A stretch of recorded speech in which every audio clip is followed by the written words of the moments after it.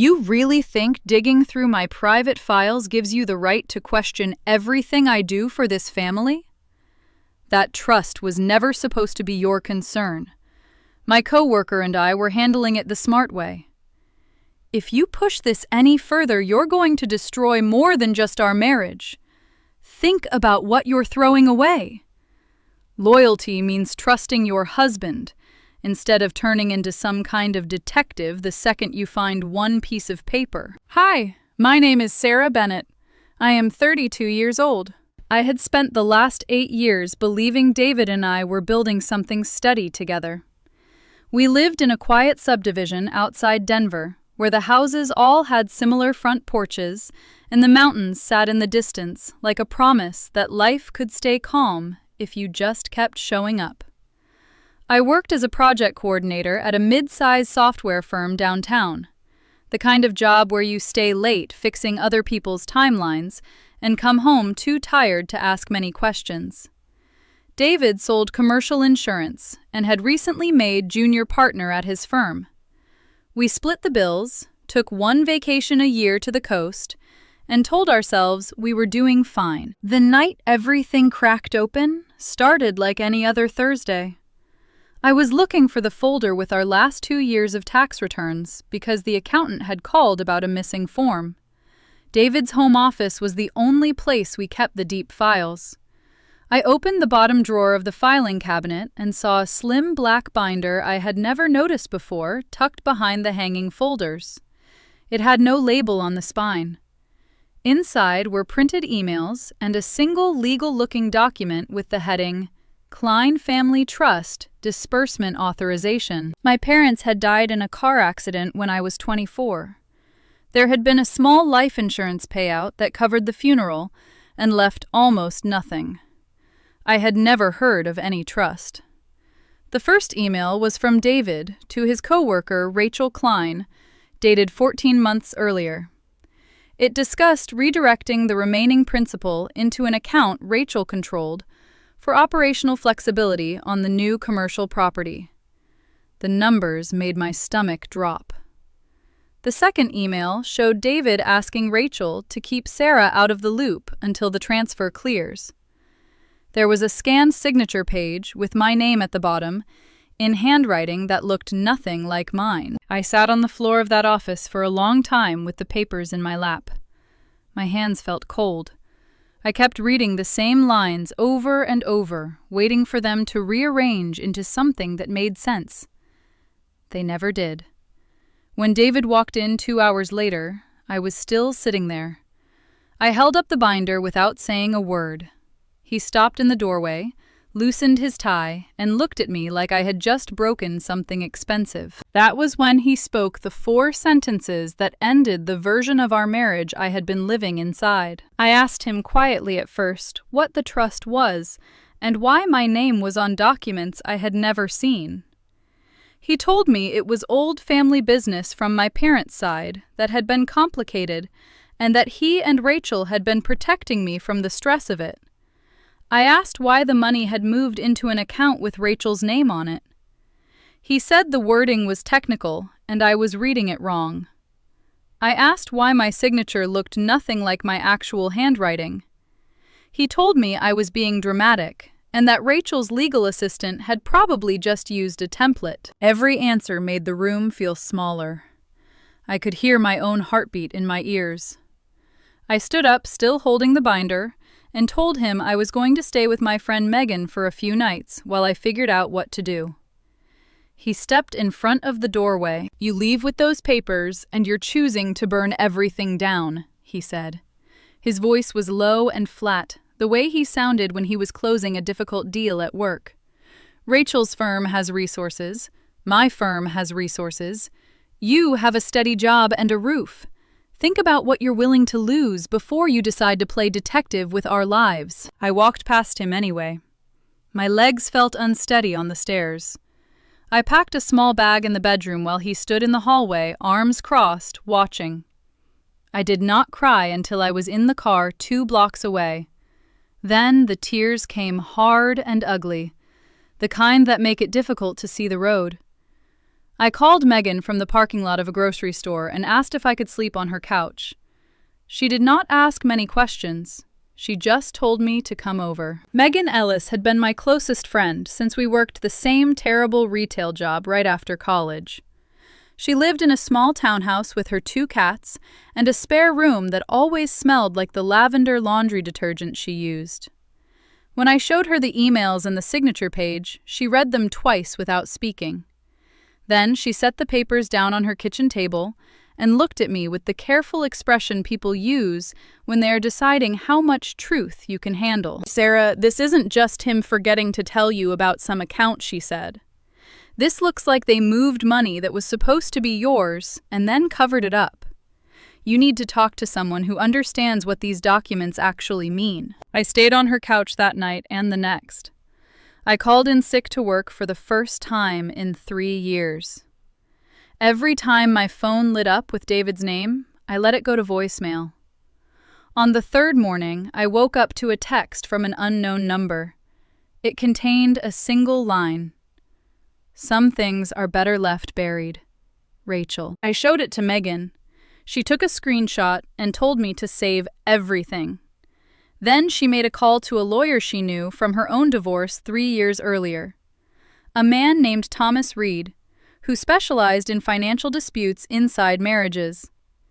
Thomas agreed to meet me the following afternoon. I drove to his office in downtown Denver with the binder in my bag and a stomach that would not settle. Thomas was in his early 50s, calm in the way people become when they have seen every version of people lying to each other about money. He read the documents slowly, asked me clarifying questions about my parents' estate, and made notes on a yellow legal pad. When he finished, he leaned back in his chair and studied me for a moment. "The signature on the disbursement form is almost certainly not yours," he said. "The chain of emails suggests your husband and Ms. Klein coordinated to move funds that appear to have originated from a trust established in your name. Whether that rises to the level of criminal activity depends on how the trust was originally structured and what the governing documents actually say. The first step is to subpoena the full trust records and the account statements. That will take time." I asked him what would happen if I simply asked David to return the money and sign whatever was necessary to unwind it. Thomas gave me a small, tired smile. "From what you have shown me, he and his colleague have already spent considerable effort keeping you in the dark. People who go to that length rarely give the money back just because they are asked nicely." I left his office with a folder of next steps and a feeling I could not name yet. It sat somewhere between grief and a strange, cold clarity. On the drive back to Megan's townhouse, I passed the turn that would have taken me home. I kept driving straight. That night, I sat at Megan's kitchen table with my laptop open and the binder beside it. I copied every email and every page into a new folder on my hard drive, then backed it up to a cloud account David did not know about. While I was doing that, another text arrived from the same unknown number. This one had a short video file attached. I almost deleted it without watching. Instead, I opened it. The clip was security footage from the side entrance of David's office building, time-stamped 3 weeks earlier. It showed David and Rachel Klein standing close together near the parking garage elevator. Rachel handed him a thick envelope. He opened it, glanced at the contents, and nodded. Then he leaned in and said something that made her laugh before they walked out of frame together. The video had no sound, but the body language was unmistakable. They looked like two people who shared a secret they both enjoyed keeping. I watched the clip 3 times. Each time the same cold weight settled deeper in my chest. I closed the laptop, walked into Megan's spare room, and sat on the edge of the bed until the sky outside the window started to turn gray. I did not sleep. I kept seeing David's face in the doorway of his office the night I confronted him. The calm way he told me I was overreacting. The way he had already decided what version of the truth I was allowed to know. The next morning I called Thomas Reed back and told him about the video. He asked me to send it to his secure email. Then he said something I was not ready to hear. Sarah, before we go any further, I need you to understand what you are choosing. Once we start pulling these records, there is no clean way to put them back. Your husband will almost certainly fight. His colleague's firm will almost certainly fight. You may win some of the money back.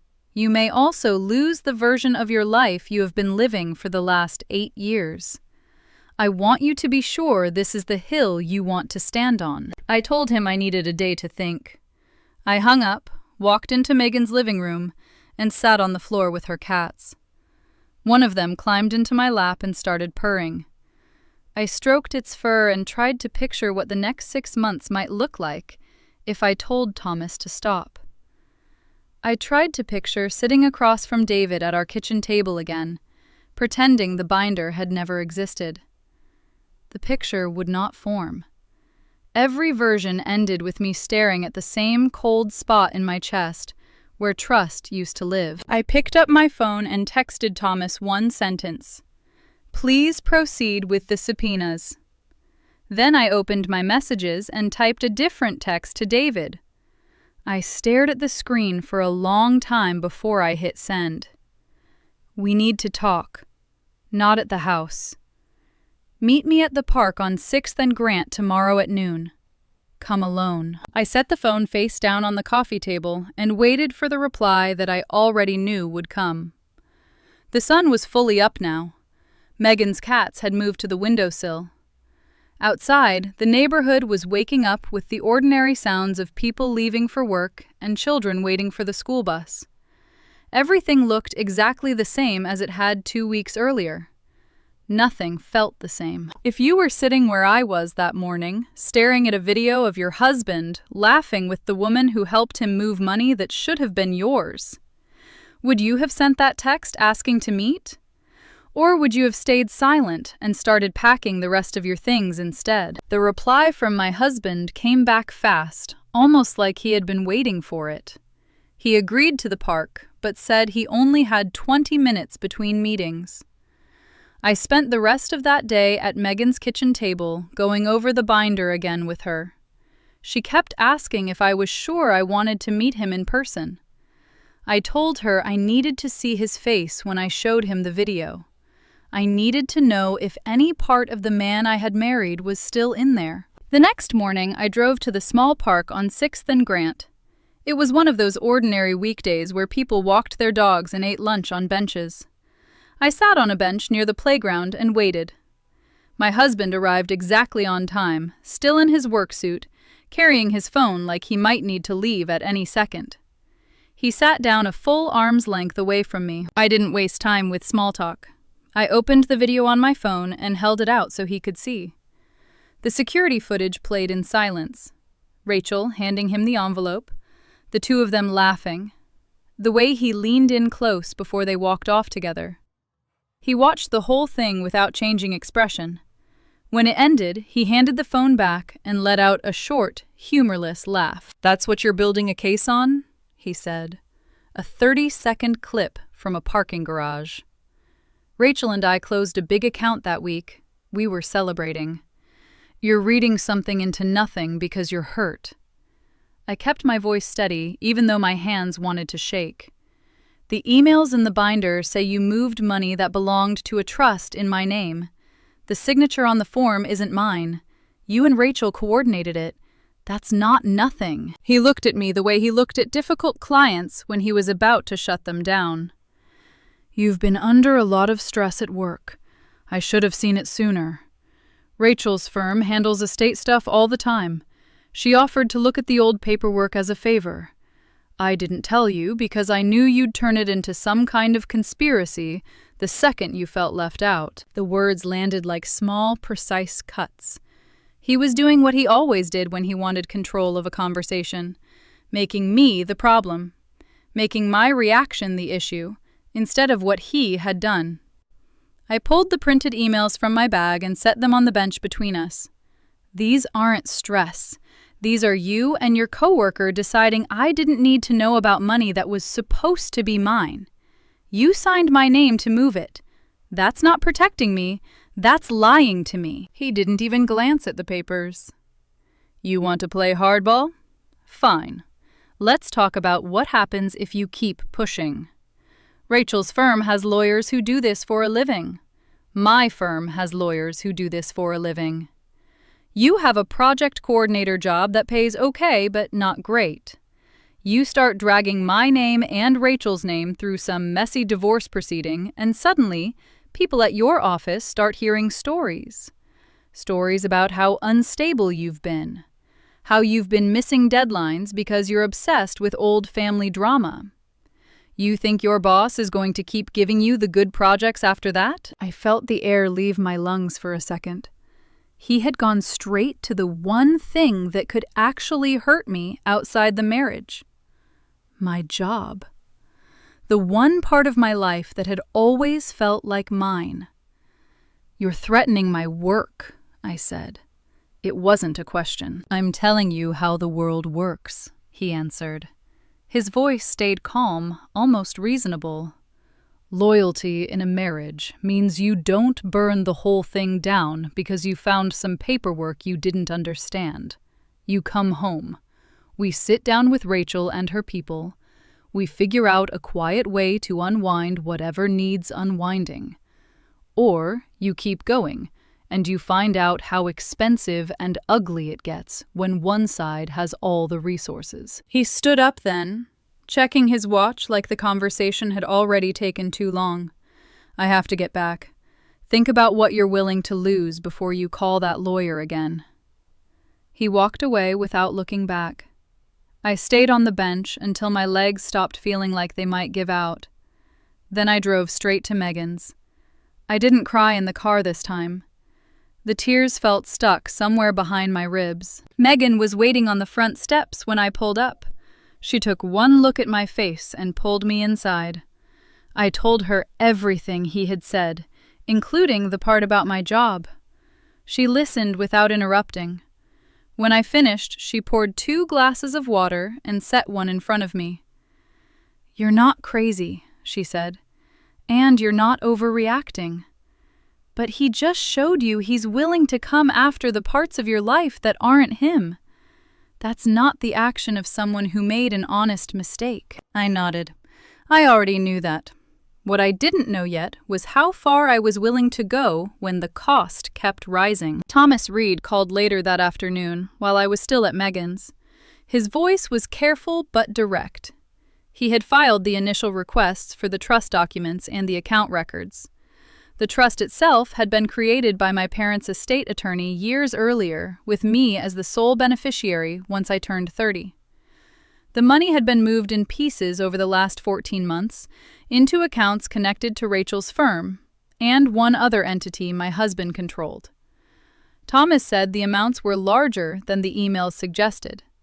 He also said the signature on the key forms would almost certainly be flagged as inconsistent with my known handwriting samples. There's a strong case here, he told me. But strong cases still take time and money to win.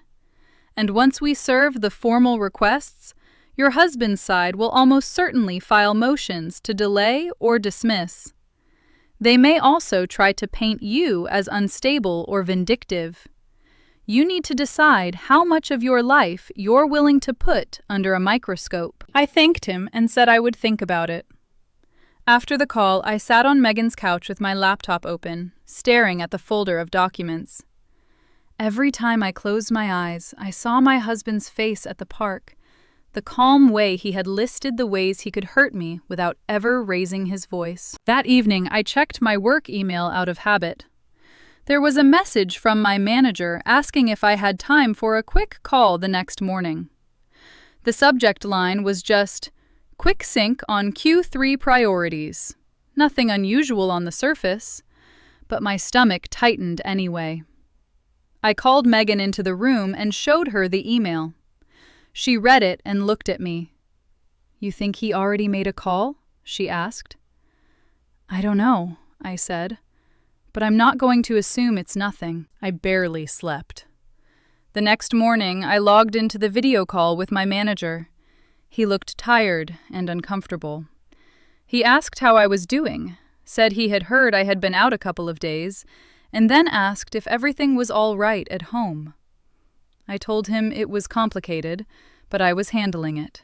He nodded like he had expected that answer. "Just make sure the team deliverables don't slip," he said. "We've got a big client review coming up, and leadership is watching this quarter closely." After the call ended, I sat at Megan's kitchen table and wrote down everything that had happened in the last week. The binder, the video, the park, the email from my manager. I listed the costs. I could already see my marriage, my sense of safety in my own home, now the possibility that my job was no longer a neutral zone. Thomas called again that afternoon with an update. The trust records had started coming in. One of the transfers had gone to an account that also received regular payments from my husband's firm. Thomas said it looked like the money had been used, at least in part, to cover shortfalls on a commercial property deal my husband and Rachel had been working on together. He asked if I wanted him to keep going. I told him yes. Then I hung up and walked into the spare room. I opened the small bag I had packed the night I left the house.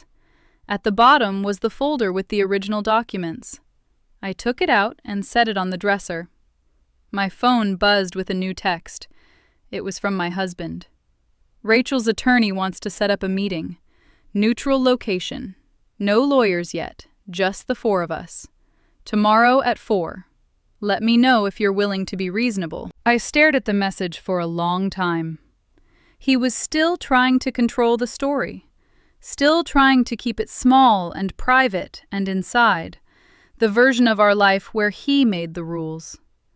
If I said yes to the meeting, I would be walking back into the same room where he had already shown me he was willing to threaten my job. If I said no, I would be choosing the harder, more expensive path. I typed one sentence and hit send before I could second-guess it. "I'll be there, but I'm bringing my own attorney." The reply came back almost immediately. "That's a mistake, but it's your mistake to make." I set the phone down and looked at the folder on the dresser. The papers inside had already cost me more than I had expected. They were about to cost me more. I didn't know yet how much I was willing to pay before I decided the price was too high. Thomas Reed's office was in a glass building downtown that always made me feel underdressed. I arrived 10 minutes early for our follow-up meeting and sat in the waiting area trying to keep my breathing steady. The night before, I had barely slept again. Every time I closed my eyes, I saw the text from my husband about the 4-person meeting. I kept wondering if I should have said no, if I should have let Thomas handle everything without me in the room. Thomas came out and led me back to his office. He had more documents spread across his desk. He didn't waste time with small talk. "The trust was straightforward," he said. "Your parents set it up with you as the only beneficiary at age 30. There was no provision for your husband or anyone else to redirect the funds. The signature pages your husband provided are inconsistent with the handwriting samples we pulled from your driver's license and old employment forms. That alone gives us leverage." He paused and turned one of the pages toward me. It showed a series of transfers totaling more than I had expected. Some of the money had gone into an account linked to Rachel's firm. Some had gone into a separate LLC that Thomas said appeared to be connected to a commercial property my husband's insurance firm had been trying to finance. "The problem," Thomas continued, "is that your husband and Ms. Klein have already spent a portion of it on deal-related expenses. Recovering the full amount will require proving they knew the funds were restricted and that they intentionally moved them anyway. That's possible, but it will get ugly fast. They'll almost certainly argue it was a misunderstanding, or that you authorized it verbally. And they have the resources to drag this out." I asked him what would happen if I agreed to the meeting my husband had proposed. Thomas leaned back in his chair. "It could be a genuine attempt to settle quietly. Or it could be an attempt to get you on record saying something they can use against you later. Either way, I strongly recommend you do not go alone. If you want to attend, I will come with you. But you need to decide what outcome you're actually willing to accept. Full repayment, an apology, or simply walking away with whatever we can recover without destroying the rest of your life in the process. I looked at the numbers on the page in front of me. The total was large enough to change what the next decade of my life could look like. It was also large enough that two people with good lawyers and steady incomes would fight hard to keep it. I want to go to the meeting, I said, but I want you there. And I want to be clear about what I'm willing to accept before we walk in. Thomas nodded like he had expected that answer. He started outlining the terms he would push for full accounting of every transfer repayment of the principal plus interest, and a written acknowledgement that the original signature had been unauthorized. He said he would draft a short statement I could read if things got heated. I left his office with a copy of the new documents and a knot in my stomach that wouldn't loosen. On the drive back to Megan's, I kept checking my rearview mirror like someone might be following me. No one was. It was just ordinary traffic on an ordinary afternoon. But nothing felt ordinary anymore. When I got back, Megan was on the phone in the kitchen. She hung up when she saw my face and poured me a glass of water without asking. "Work called while you were gone," she said. "Your manager wants you to come in tomorrow for an in-person check-in. He said it's about team dynamics, but he sounded weird about it." I sat down at the table and put my head in my hands for a second. Then I straightened up. I had already decided I wasn't going to let my husband rewrite the story at work the way he had tried to rewrite it at home. "I'll go," I said, "but I'm not going to lie about what's happening." Megan didn't look convinced. "Just be careful. He already showed you he's willing to use your job as leverage. Don't give him more ammunition than he already has." That night I lay on the pull-out couch in Megan's spare room and stared at the ceiling. I thought about the version of my marriage I had believed in for 8 years. I thought about how easy it had been for my husband to decide what I was allowed to know and what I wasn't. I thought about the price of staying quiet versus the price of fighting. The next morning, I put on the most professional clothes I had. At Megan's, drove to my office and walked into the conference room where my manager was already waiting. He looked even more uncomfortable than he had on the video call. "Sarah, I'm going to be direct," he said after I sat down. "We received a call from someone claiming to be concerned about your well-being. They said you've been dealing with some personal issues that might be affecting your focus. They didn't give a name, but they knew enough about your projects to sound credible. I wanted to hear your side before I did anything formal." I kept my hands flat on the table so they wouldn't shake. I told him the truth in the simplest version I could manage. My husband and I were separating. There were financial disagreements. I was handling it through an attorney. I said I understood if the team needed stability and that I was still capable of doing my job. He listened without interrupting. When I finished, he nodded slowly. "I appreciate you being straightforward," he said. "For now, I'm going to keep this between us. But if anything starts slipping, we'll have to revisit it." "Fair," I said. It was fair. I walked out of the building, feeling like I had just survived a test I hadn't studied for. In the car, I checked my phone. There was a new text from my husband.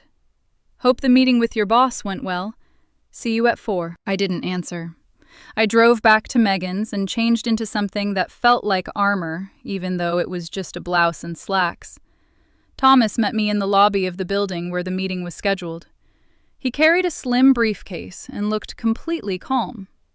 I wished I felt the same. The conference room had a long table and windows that looked out over the city. My husband was already there with Rachel Klein and a man in a dark suit I assumed was their attorney. Rachel looked exactly like she had in the security footage, polished, confident, like someone who had never once worried about being caught. My husband didn't stand when I walked in. He just watched me sit down across from him. Rachel gave me a small, sympathetic smile that didn't reach her eyes. Thomas set his briefcase on the table and opened it. "We're here to discuss the unauthorized transfers from the trust established for Ms. Bennett," he said. "We have documentation showing the funds were moved without proper authorization, and that the signature on the key forms does not match Ms. Bennett's known handwriting. We're prepared to discuss repayment and a written acknowledgement of the error." Rachel's attorney leaned forward. "Or we can discuss how Ms. Bennett's sudden interest in these old documents coincides with her decision to leave the marriage. We have concerns about her mental state and whether these allegations are being made in good faith or as leverage in a divorce." The words hung in the air. I felt Thomas glance at me, giving me the chance to respond. I looked directly at my husband. "You moved money that was supposed to be mine," I said. "You signed my name to do it. You let your coworker help you hide it. I'm not here to negotiate how much of my own money I get to keep. I'm here to decide whether I'm willing to keep letting you decide what I'm allowed to know." My husband's expression didn't change, but something in his eyes went flat. He turned to Rachel's attorney and said something quiet. The attorney nodded and pulled out a folder of his own. "We have a proposed settlement," the attorney said. "Full repayment of the principal minus documented expenses already paid on the commercial property. In exchange, Ms. Bennett signs a confidentiality agreement and agrees not to pursue further claims or discuss the matter publicly. We can have it drafted by tomorrow." Thomas looked at me. I knew what he was asking without words. This was the moment he had warned me about. I could take the money that was left, sign the paper, and walk away with some version of peace. Or I could keep fighting and risk everything else I still had. I thought about the park bench. I thought about the email from my manager. I thought about 8 years of believing I was building a life with someone who had been making decisions behind my back the entire time. I looked across the table at my husband. He was waiting for me to fold the same way he had waited for me to come home the night I found the binder. "I need 24 hours to think about it," I said. Rachel's attorney started to object, but my husband held up one hand. He looked at me for a long moment. 24 hours, he said. After that, the offer changes. Or disappears. We stood up. No one shook hands. Thomas walked me to the elevator. Neither of us spoke until the doors closed. "You did the right thing by not deciding on the spot," he said. "But you need to be ready for what happens next either way. If you take the deal, it's over. If you don't, it gets harder before it gets easier. There's no version where this stays small." I nodded. The elevator reached the lobby. I stepped out into the late afternoon light and walked to my car without looking back at the building. On the drive to Megan's, my phone rang. It was an unknown number. I almost let it go to voicemail, but something made me answer. "Sarah." The voice was female and unfamiliar. "This is Lisa from HR at your company. I'm calling because we received some concerning information about your personal situation and how it might be affecting your role here. We'd like you to come in for a formal discussion tomorrow morning at 9. Please bring any documentation you think is relevant." I pulled the car over to the side of the road. My hands were shaking again. I thanked her, said I would be there, and hung up. Then I sat there with the engine running and the city moving around me, trying to figure out which part of my life I was willing to lose next. The next morning, I sat in the small conference room at my company's headquarters across from Lisa in HR. She had a folder open in front of her and the same careful professional expression people wear when they are about to deliver news they know will hurt. My manager was there too, looking like he would rather be anywhere else. Lisa started with the usual language about company values and supporting employees through difficult times. Then she said someone had contacted them with concerns about my personal situation and how it might be affecting my performance and the team. They didn't name the person, but the details they shared made it clear it wasn't a random stranger. She asked if I wanted to share anything that could help them understand the context. I kept my hands still on the table and my voice even. I told them my husband and I were in the process of separating, that there were financial disagreements being handled through an attorney, and that I was committed to keeping my work separate from my personal life. I said I understood their need for stability on the team, and that I was willing to provide whatever documentation they needed to confirm I was meeting my responsibilities. Lisa nodded and made a note.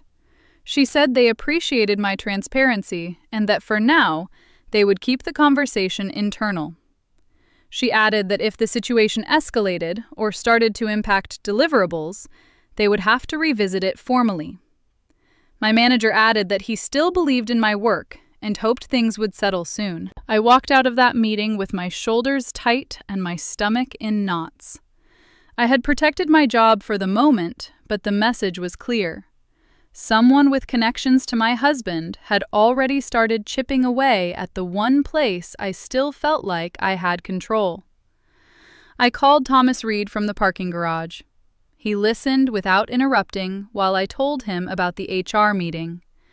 When I finished, he was quiet for a few seconds. "They're testing how far they can push," he said.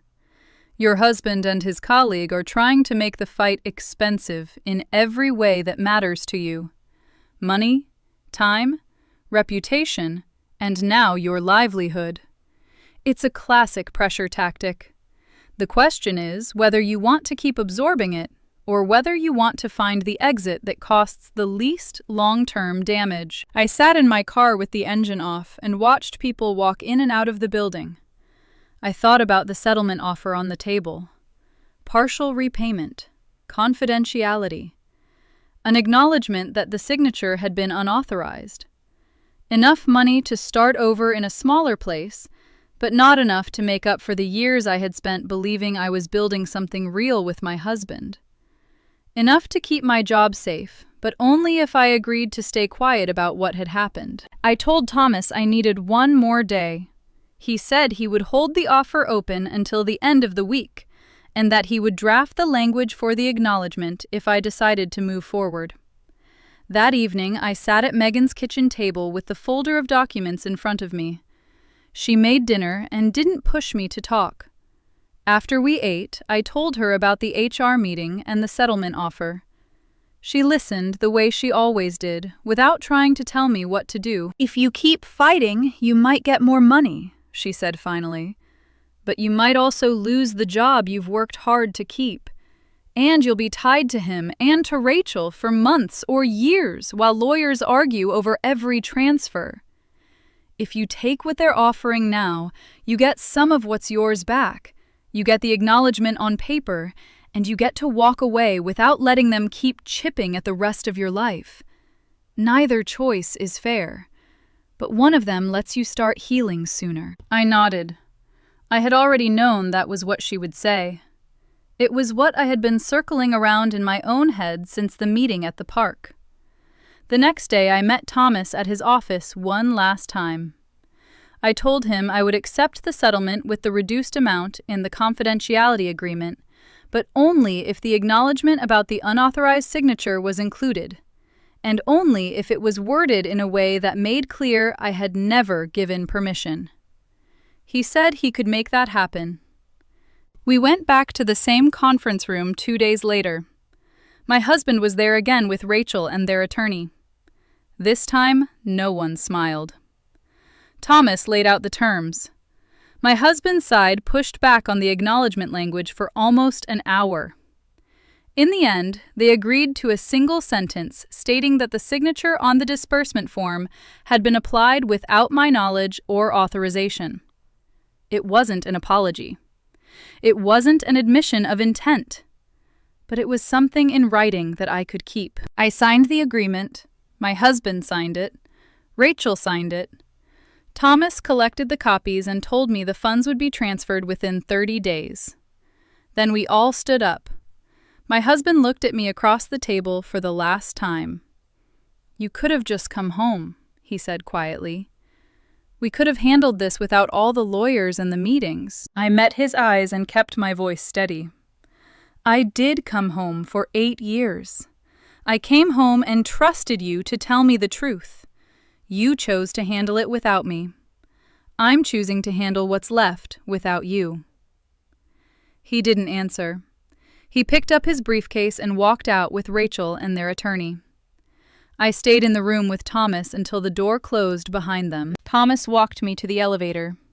"It's not everything you were owed," he said, "but it's enough to start again without them having the power to keep taking pieces from you. That's worth something." I nodded. I didn't have words yet for what it was worth. Over the next month, I found a small one-bedroom apartment on the other side of town. It was smaller than the house I had left, but it was mine.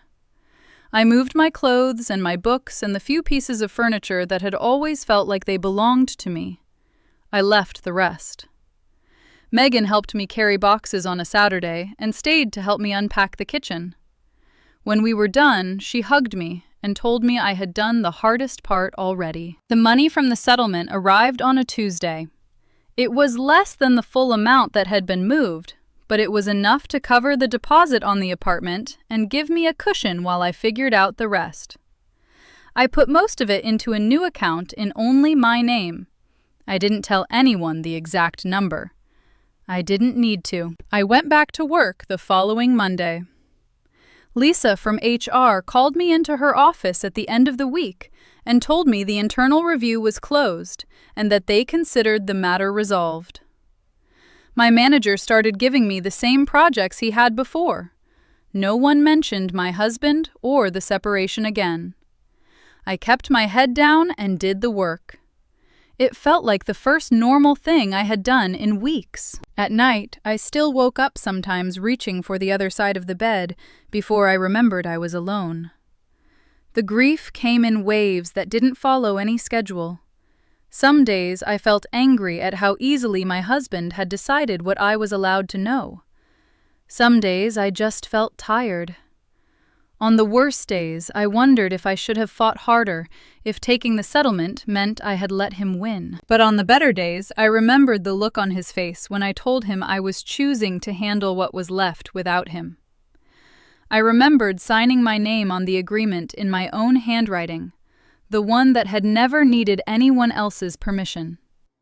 I remembered walking out of that conference room and into a life that was smaller, but entirely mine. One evening, about 6 weeks after the settlement, I sat on the floor of my new apartment with the old black binder in front of me.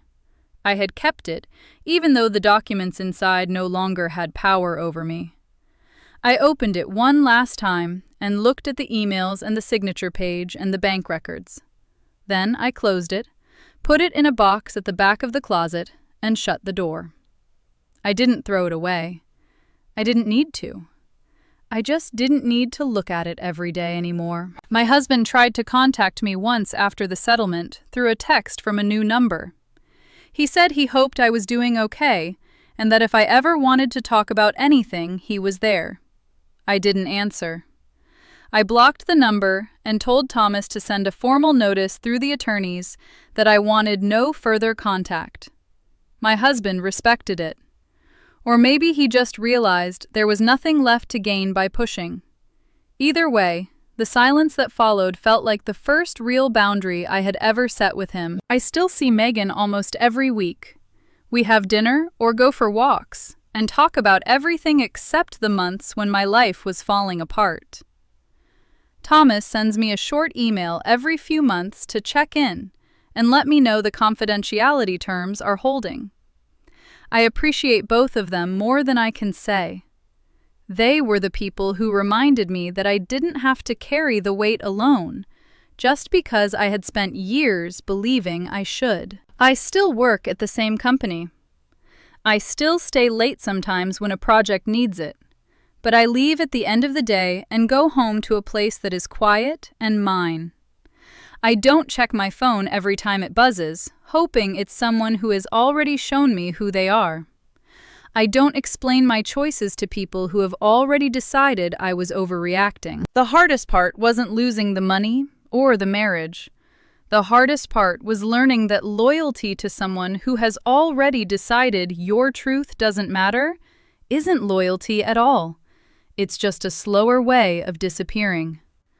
I had spent 8 years disappearing a little more every time I chose not to ask the questions that would have made my husband uncomfortable. I had told myself that keeping the peace was the same as keeping the marriage. It wasn't. I don't hate my husband. I don't spend my days wishing something terrible would happen to him or to Rachel. I just don't need them in my life anymore. The version of me that would have stayed quiet to protect a version of love that was never real died the night I found the binder. The woman who signed the settlement agreement and walked out of that conference room is the one who gets to decide what happens next. Some mornings, I still feel the echo of the old fear. The one that said if I stopped being the person who absorbed everyone else's choices, I would end up with nothing. Then I make coffee in my own kitchen and open my laptop and start my day on my own terms. The fear gets a little quieter every time. I don't know what the next chapter looks like yet.